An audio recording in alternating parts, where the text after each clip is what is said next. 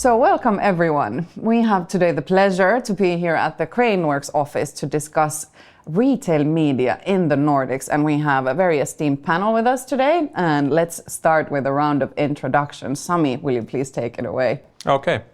I'm Sami Käyhkö, CEO of the Craneworks and also head of the board in Doohlabs. And in Craneworks we have done now 21 years of digital signage, Dooh first and then retail media also. So lots of, that kind of experience.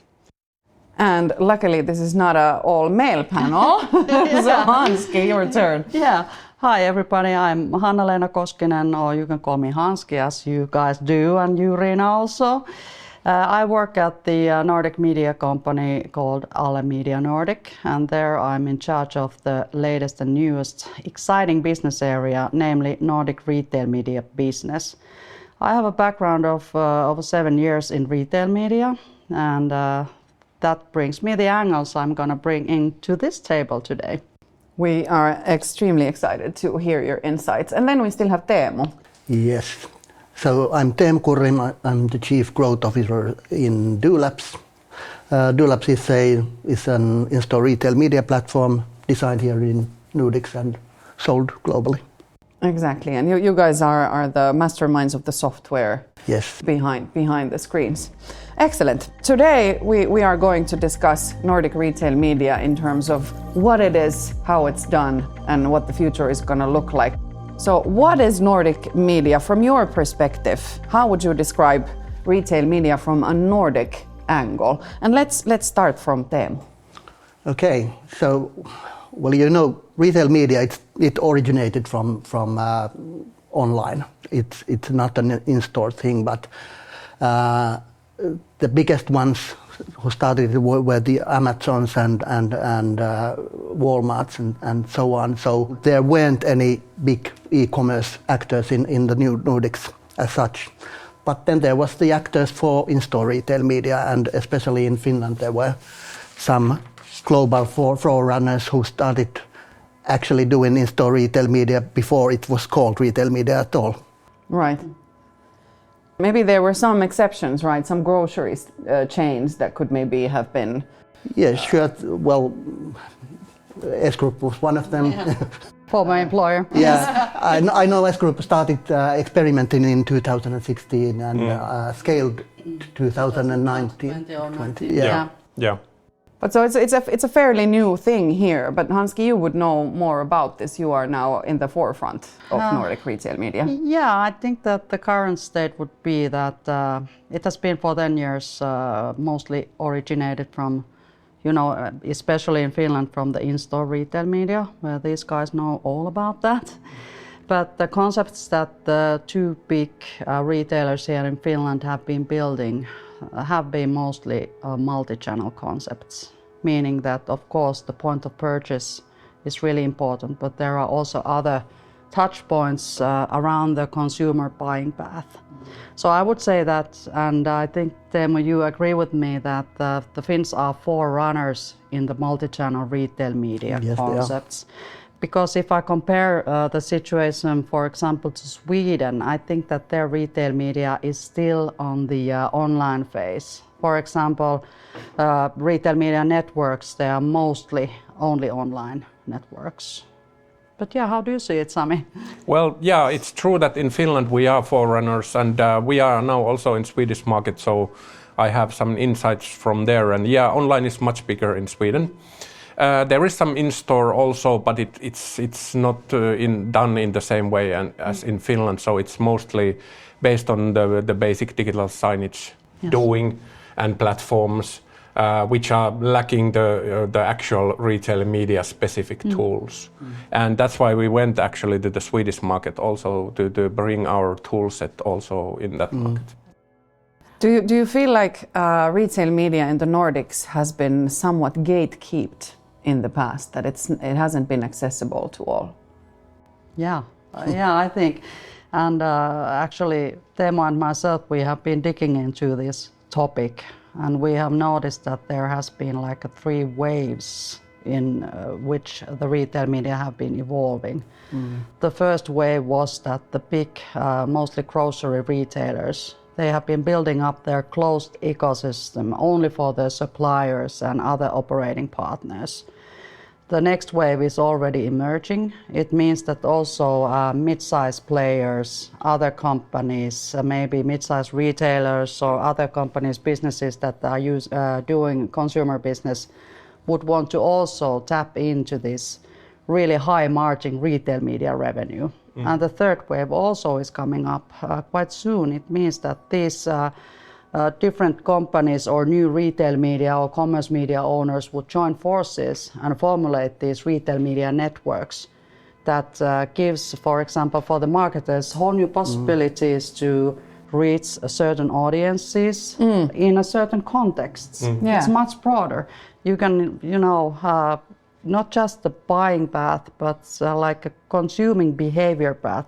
You can dig into deeper that and market in that context. Yeah, I completely understand. And I think Sami, you have at some point told me that in the Nordics, many retailers, they struggle with low margins because there's so much competition. Yeah, indeed. So in this Nordic angle, would you agree that then this retail media solution is the way to get those margins higher? Yeah, indeed. The margin thing is one crucial thing because the margins can be something from 75 to 85%, which is totally different level of margin than what the retailers do with their normal grocery stuff, what they are selling.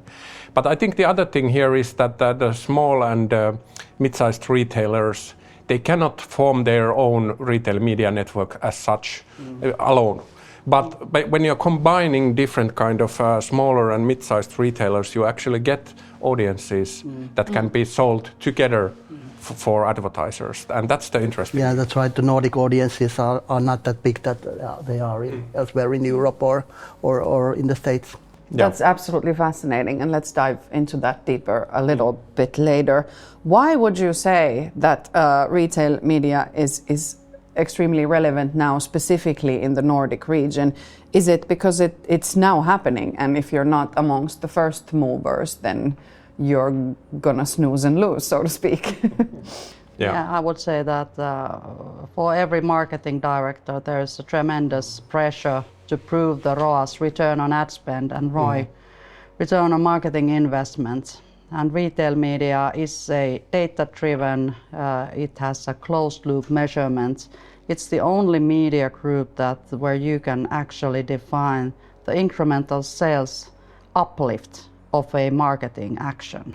So I think that's why the momentum is now, because I think that the marketing budgets are not going to grow.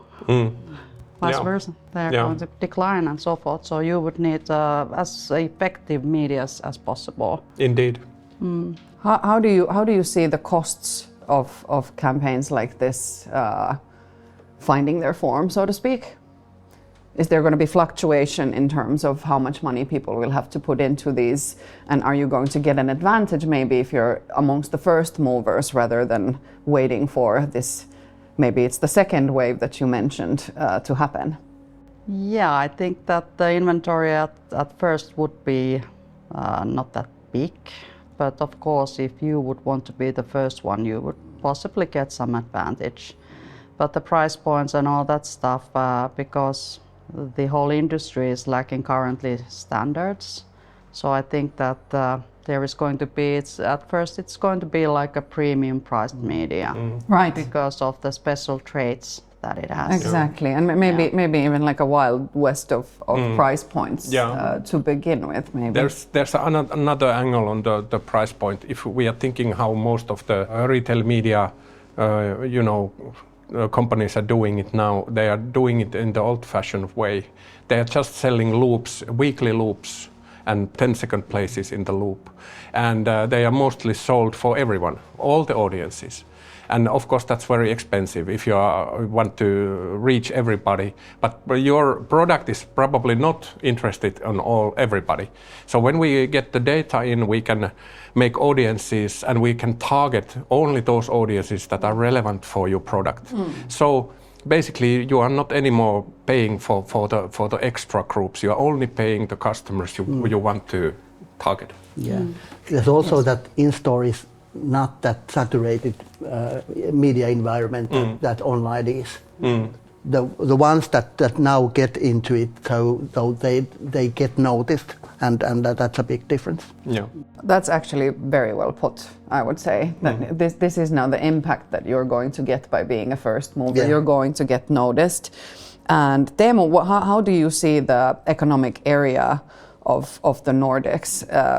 And we were talking audiences here. Do you have any insight to add? Well, of course, population-wise, Nordics is a big area, but there's also the buying power, Yes. which is relatively high compared to other parts. So it's when we combine the markets for retail media, it's very interesting for advertisers. Exactly. And not just in the Nordics. If we venture out just a little bit more, it's growing in Europe also, right? So I guess the trend is not going to be declining anytime soon. Well, the total retail media market size now is about $170 billion. So, and maybe even $200 billion. So it's big and it's growing over, I think, 15-20% per year. The prognosis would be that next year it's 22% year-over-year growth in Europe. It's IAB Europe's prognosis, and when you compare it to the traditional media market growth in Finland, it's flat or negative, but in the European region in general, it's like plus 5% or something like that. Double-digit versus. Yes. Exactly. So missing out is actually a pretty big deal. Yes, it is. Yeah, and they say that also that the shift would be happening from the traditional media. So because the marketing budgets are not going to grow. Yeah. Right. Print and TV is suffering mostly. Yes, all the traditional medias.